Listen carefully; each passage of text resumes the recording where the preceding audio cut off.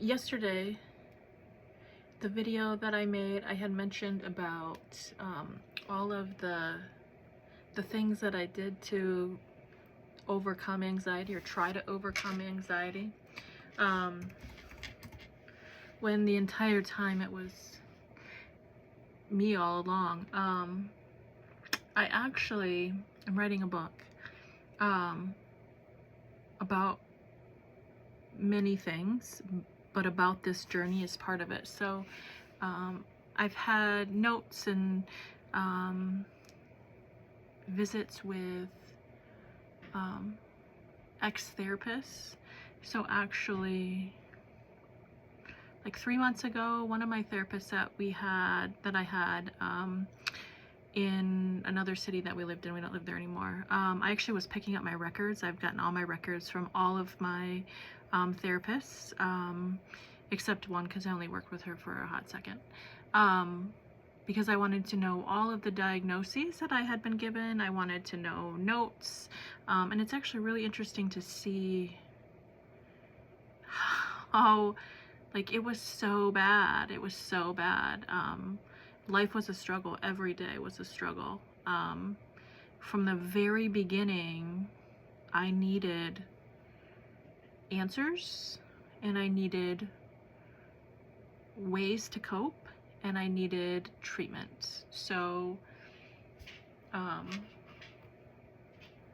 over the course of like the initial couple months when everything started happening, I think it was like the first, so when the ambulance got called for my panic attack, I didn't go to the hospital via ambulance. We went to the hospital like by ourselves, and I had to follow up with my PCP. He prescribed Celexa. I took it like the next day, and immediately within an hour I was in the ER. I was just panicking. Thought I was gonna die, hyperventilating, sweating, couldn't breathe. It was a disaster. So then I knew that I couldn't be on that. We had tried Lexapro for a little while, and at the same time a PRN, so a as needed Ativan script, which is a benzo. The Lexapro I was on and I was tolerating it okay, but if you are an anxious person, the side effects are time consuming. And the Lexapro, I want to say I was on it for a few months and I had gained weight. And so I was like, I'm really not interested in that. So I went off of it for a little bit, and at the same time, I was just reaching everywhere. I had started seeing a therapist when we lived in Grand Haven, the one that I just visited. At the same time, I was doing energy work. And then I met somebody that was specializing in like belly therapy, because about a year after my panic attack, I started having terrible abdominal pain, which was excruciating. Like, it was, and in my mind I thought, could this be like psychosomatic? Could this be something that I'm just making up? But it was very real to me. It was debilitating. I would spend half the month with a heat pad on my belly, or we would miss things, or I'd have to leave things. How was I gonna feel? So those two things kind of went hand in hand for a couple years. From having endoscopies, I remember I spent numerous times in the ER. A gallbladder test.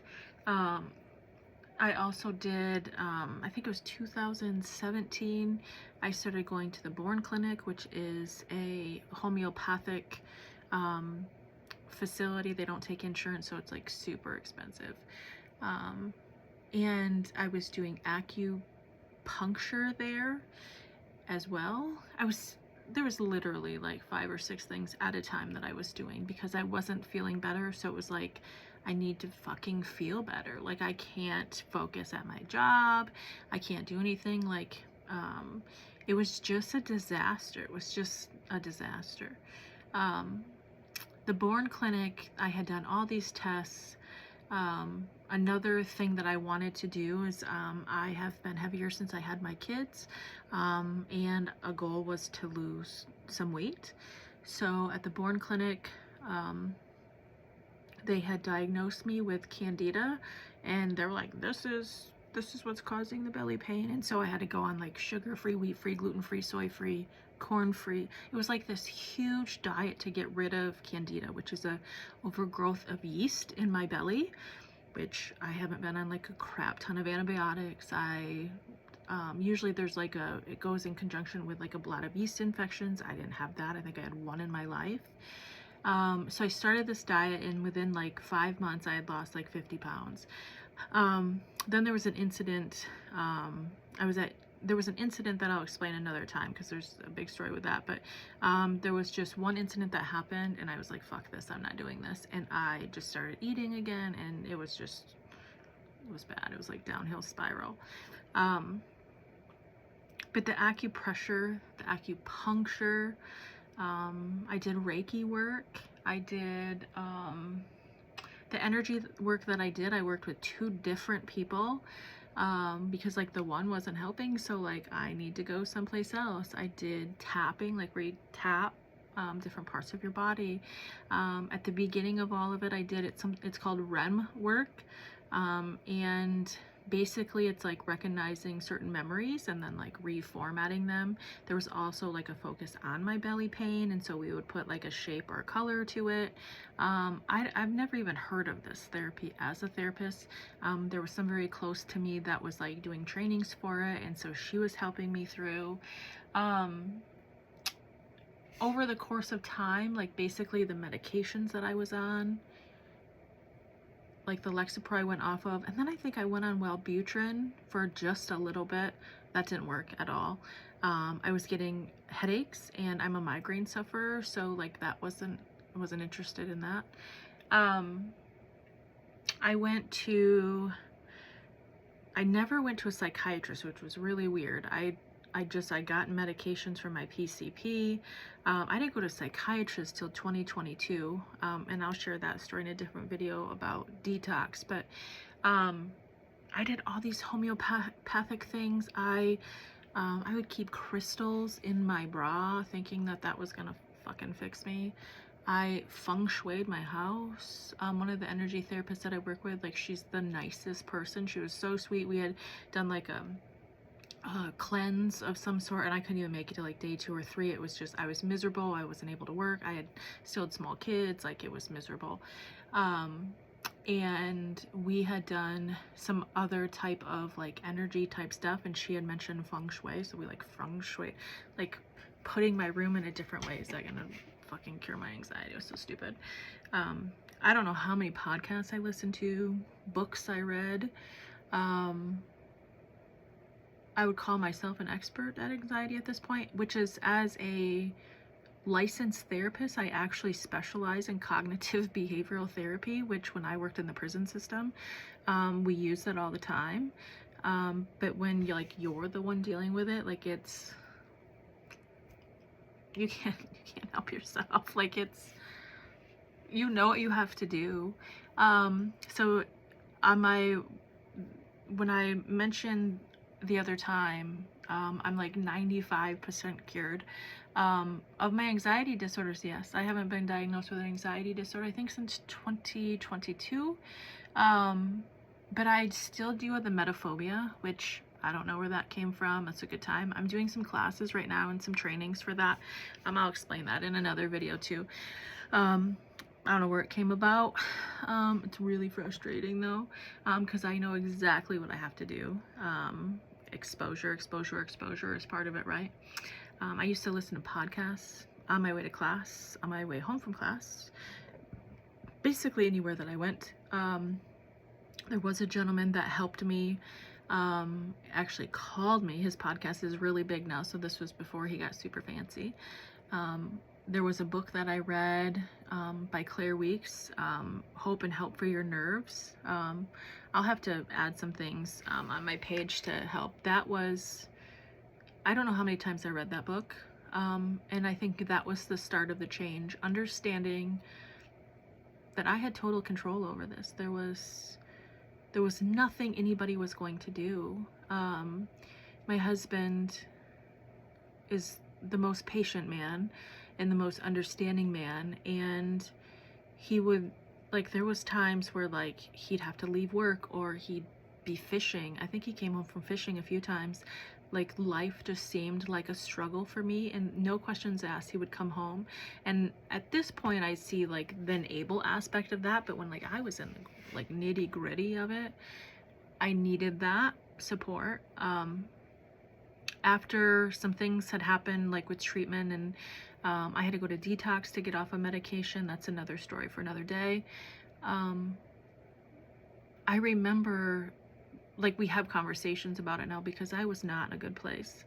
And it was wrecking his life and all of the above. And he goes, you know that I never saved you. Like, if I called him to come home, just him being there felt safe. In case something happened, in case I lost my mind, in case I went crazy, in case I hyperventilated so much that I was going to die.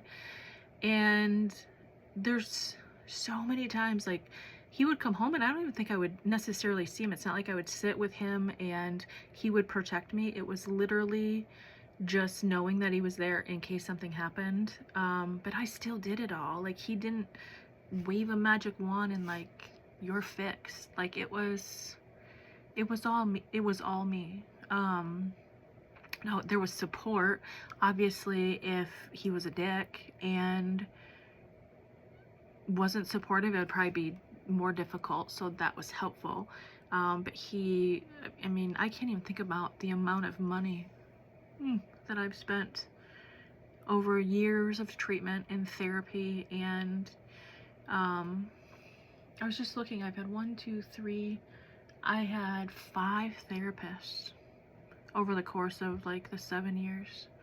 All of them for different reasons. Like, you know, one, we moved, so then I had to find somebody else, and then like COVID happened and I was still in the midst of things, and so I wasn't interested in doing online work. And if you know what EMDR, I was doing EMDR, so that was really hard to do online. And then there was a lady that I actually did telehealth with. This was a couple years back, and my emetophobia she was specifically helping me with, and she was like balls to the wall, like 0 to 10, let's fix this, eliminate everything. I was like, whoa, panic. Like, that was not for me. So that wasn't a good fit. But everybody else, like when we moved, I live in Byron Center. When we moved back to Byron Center, I saw a gal, and she was so sweet and so understanding, but I also needed somebody to not candy coat things. Like, I don't need you to be a dick, but like, this is what I need to do. Like, this was not a life I wanted to live. Like, it was, and I was never suicidal or any of that. But it was exhausting. It was exhausting. If you have any questions, let me know.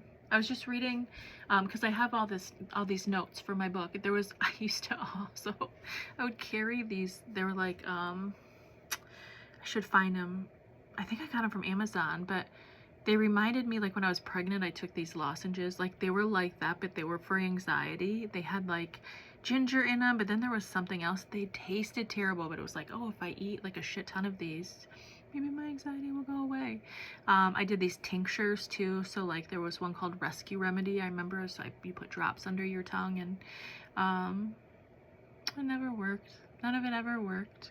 But in my mind, it's like a placebo effect, right? It might have been helpful in that moment for just a second, but ultimately I still had to be okay with how I was feeling, and it took me a really long time to do that. But if you have any questions, let me know. I'm gonna try to make a video every day.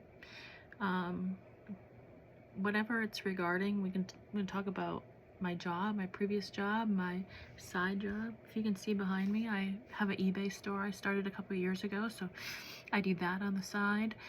I love it. I have 2 kids. I'm a mom. I have a husband. So I'm a normal person. I work part-time.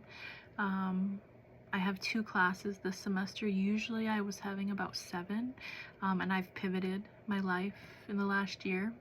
I hired a life coach to help me with that, so I've done some time management things, and trying to figure out what I want to be when I grow up. So If you have questions, let me know.